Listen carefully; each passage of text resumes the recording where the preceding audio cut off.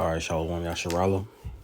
Before we get started, we'll give all praises, honor, and glory to Yahweh, Bahashem, Yahweh Shai, Bahashem Rakakwadash, and double honors to the apostles, the bishops, and the elders of Great Millstone, the teacher Ruel. Peace and salutations to the hopeful elect. Back with another video, another lesson. Lord willing, this lesson is edifying to you brothers and you sisters out there that's listening and learning. And the title of this one's going to be called A Time Like No Other Is Coming. All right? And a time like no other is upon us, man. All right? And that time is Jacob's trouble. All right? As we progress on, moving forward, we're 5 days into the new year. All right? We're seeing a lot of things already happening, man. Okay? Terror, what they call terror attacks and these outbreaks, different outbreaks that they're reporting on, and it's gonna get worse and worse as we go forth. Soon we're gonna start hearing about food shortages and the society is collapsing. The bank's going bankrupt. Okay, the stores is being mostly empty. All right, it's gonna get worse and worse as we move on, man. And you're gonna need the Lord Yahweh, Bahashem Yahweh Shai, in the times we're coming into, man. Okay. And if not paying attention, a lot of things are happening. All right, hence the title, a time like no other is coming. All right, and the Lord on the left hand side is gonna use Esau to come down with a great wrath, man. All right, they're getting that sword that the Lord is making them sharpen that sword. Let's first start with Daniel 12:1. Okay. And it reads, Daniel 12 verse 1. Look at the title, The Time of the End. And it says, And at that time shall Michael stand up, the great prince which standeth for the children of thy people. And there shall be a time of trouble, such as never was since there was a nation, even to that same time. And at that time thy people shall be delivered, everyone that shall be found written in the book. See, it's gonna be the time that's coming is gonna be so bad that it's gonna have you're gonna need divine intervention. The Lord's gonna send angels to cover the elect. Because that's who's gonna keep protected. Only the elect will get through this. Everybody else, if you're not of the elect, then that's you'll get taken by whatever the pestilence, the famine, the sword. These different beasts out here. Dogs, whatever's out here, man. The Lord's gonna give you up to those plagues. Okay. And this is what we gotta prepare ourselves for, spiritually and mentally, because we're gonna go through it too. If we have the hopeful elect, we'll be kept safe, but the Lord's gonna test us as well, man. We're not exempt from judgment, because the Lord really wants to see if we're really about this truth, really about His word. Let's now get Matthew, all right, 24 and 21. I'm going to start at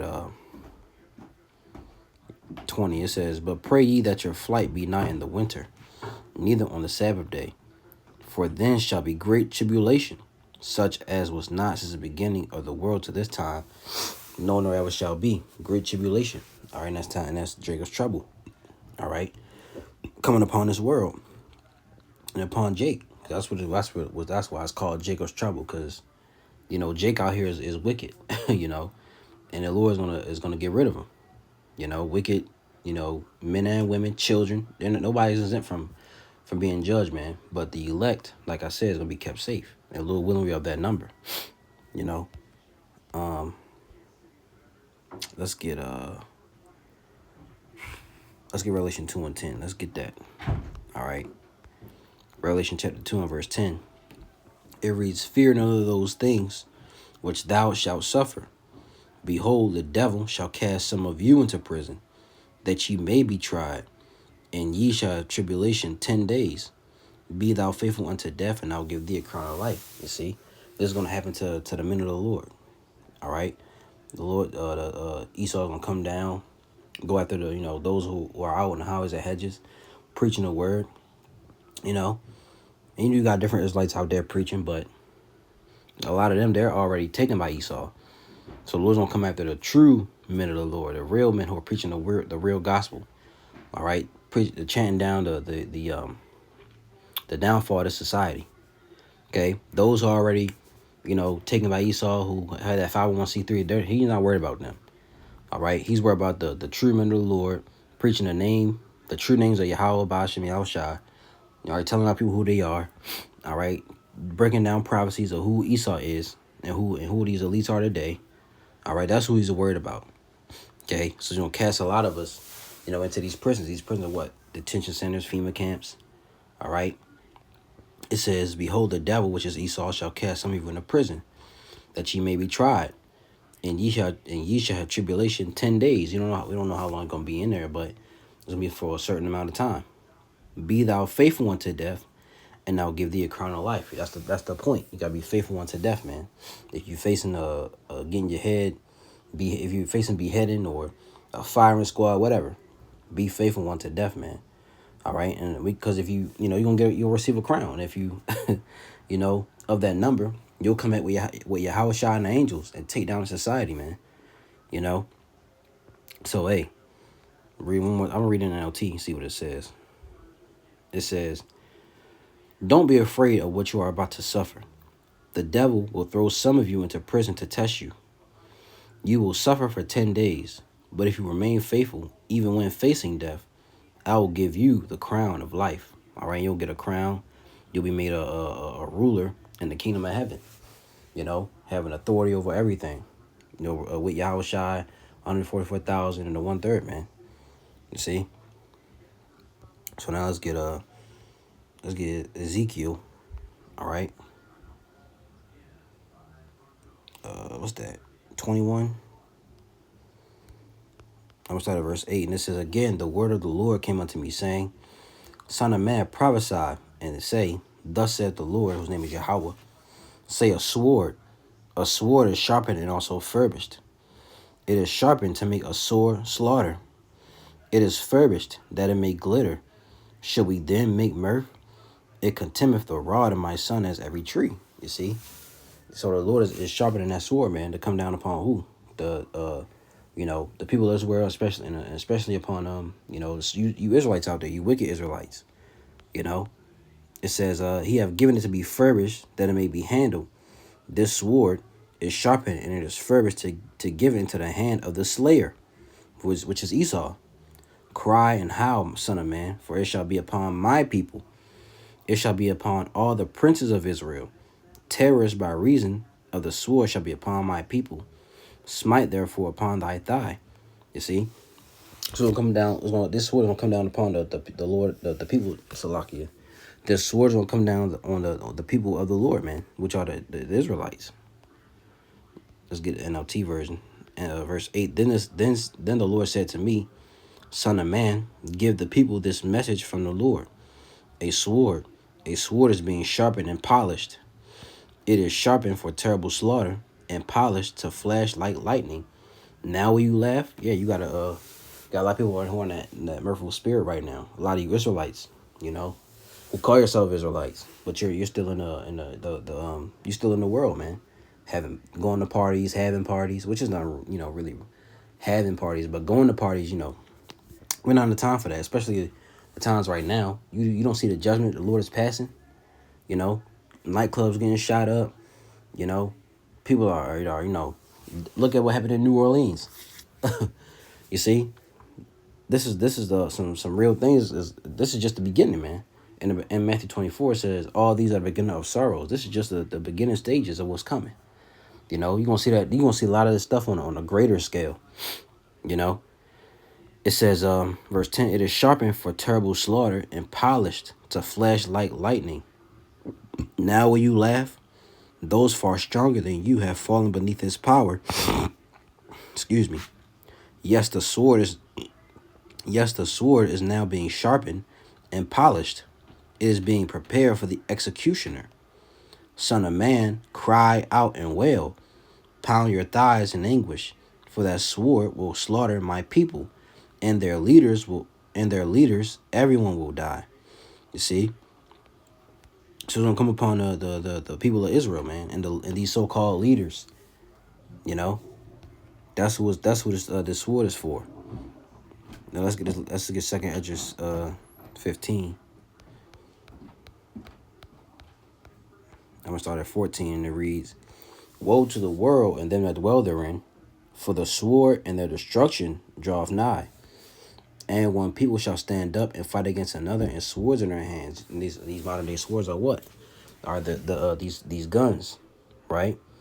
For there shall be sedition among men, and invading one another.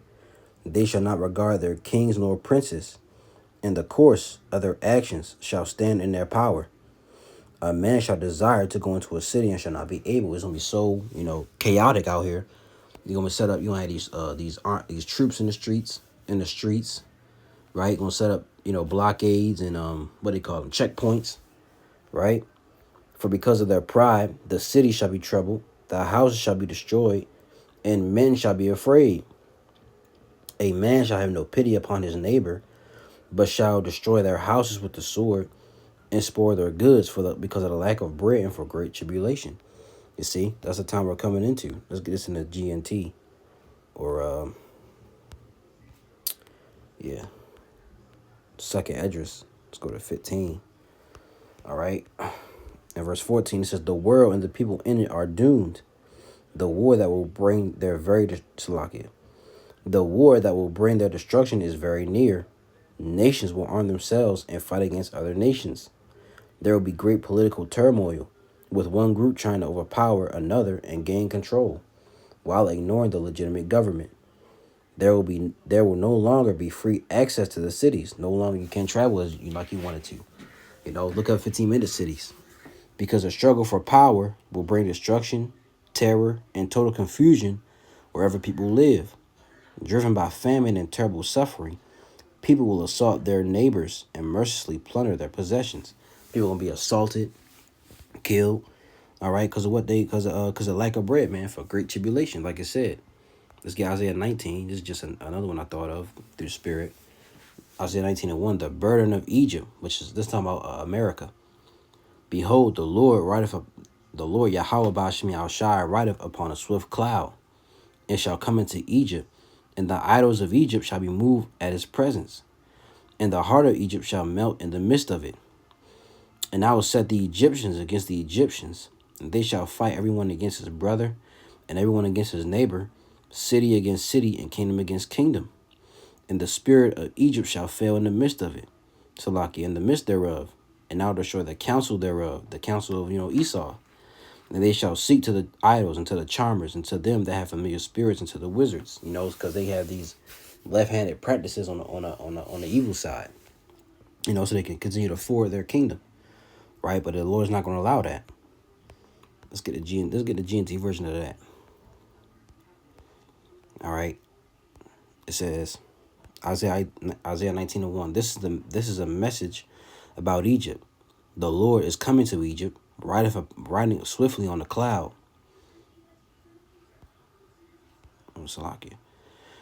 The Lord, so let me read it again. This is a message about Egypt. The Lord is coming to Egypt, riding swiftly on a cloud. The Egyptian idols tremble before him, and the people of Egypt lose their courage. The Lord says, I will stir up civil war in Egypt, and turn brother against brother and neighbor against neighbor.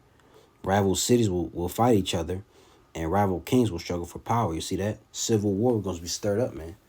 All right, by the power of Yahweh Shem Shah. So this is what's coming. All right, let's get one more. Revelation 12:12. It reads, Therefore rejoice ye heavens and ye that dwell in them. Woe to the inhabitants of the earth and of the sea. For the devil is come down unto you having great wrath, because he knoweth that he hath but a short time. And that's why they're doing, these type of things, because they know that their time is short. So they trying to do whatever. They trying to, now he's waking up these sleeper cells they got, these agents, spies, to do whatever to come up, to distract the people or bring that fear on them, because their next move is what? The NWO and the implementation of the mark of the beast. You see? So a time like no other is coming, and we must prepare spiritually and mentally, you know, by being in the Lord's word as much as possible, praying, fasting. All right, these are tools that we have to get closer to Yahweh Bashim Yahushai, man. And matter of fact, let's get Isaiah 33 and 6.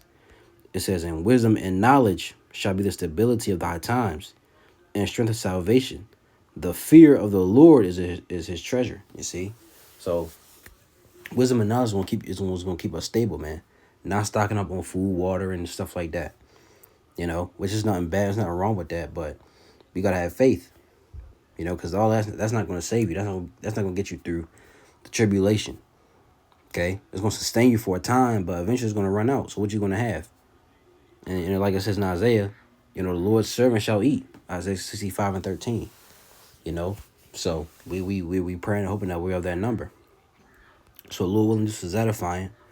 All right, to you brothers and you sisters out there, I'm gonna give all praises, honor, and glory to Yahweh, Bahashem, Yahweh Shai, Bahashem Rachak Wadash. Double honors to the apostles, the bishops, and the elders of Great Millstone that teach it real well. Peace and salutations to the hopeful elect. Lord, will use edified. To the next video, I'm gonna say, Lord willing, Shalom.